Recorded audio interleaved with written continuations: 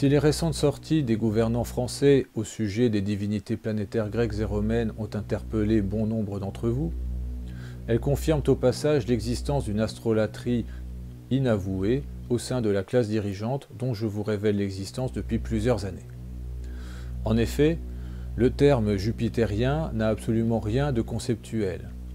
Il provient du fait qu'Emmanuel Macron possède son soleil natal dans le signe du Sagittaire et que ce signe se trouve maîtrisé par la planète Jupiter, d'où l'expression jupitérien.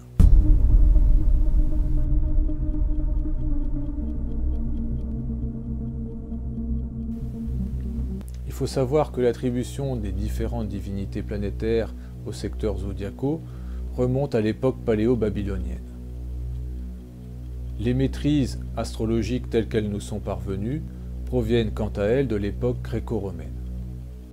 La distribution des maîtrises planétaires qui nous est parvenue provient du Thema Mundi, mis en œuvre par les astrologues de l'Antiquité.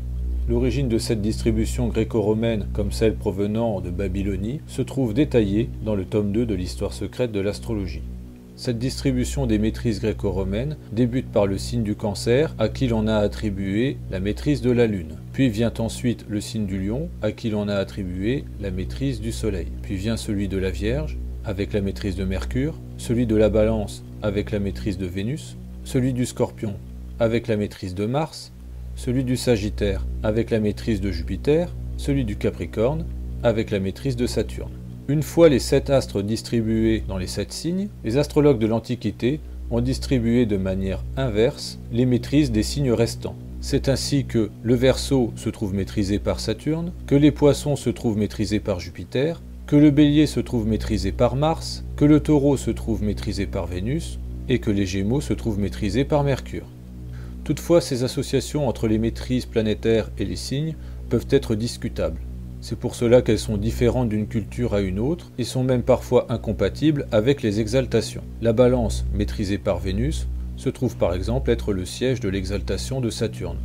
La découverte de nouvelles planètes à partir du XVIIIe siècle a aussi conduit certains astrologues à redistribuer les maîtrises planétaires. On a donc attribué Uranus au Verseau, Neptune au Poisson et Pluton au Scorpion.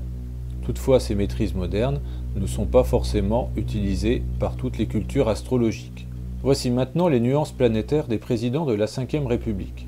Nous avons donc les Martiens, soit les présidents nés avec le Soleil dans un signe de Mars, comme Charles de Gaulle et Jacques Chirac, soit 2 natifs du Scorpion qui se démarquèrent par les questions relatives au nucléaire et à la dissuasion militaire.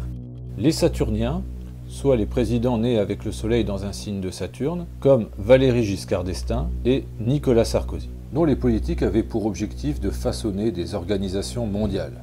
Nous avons ensuite les Vénusiens, ou plutôt le Vénusien, en l'occurrence François Mitterrand, dont la présidence se trouve associée à l'architecture, à la culture musicale, avec notamment la mise en place de la fête de la musique, sans oublier la fameuse rose vénusienne tenue dans sa main.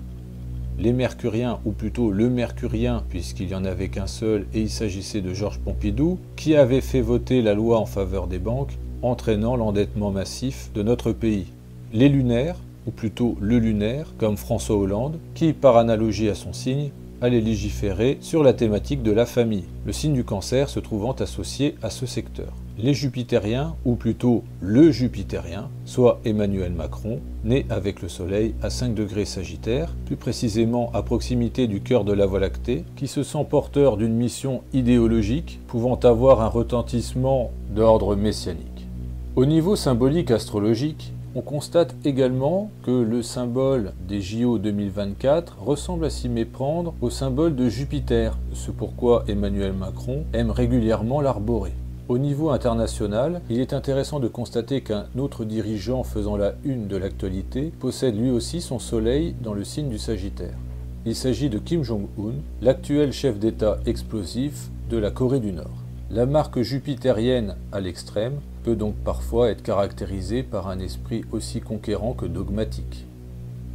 Au niveau de Bruno Le Maire qui s'était déclaré être le Hermès du gouvernement, nous constatons que cette attribution mercurienne provient du fait que la planète Mercure culminait au moment de sa naissance dans le faux signe du Taureau qui se trouve associé dans les sociétés occultes au fameux veau d'or.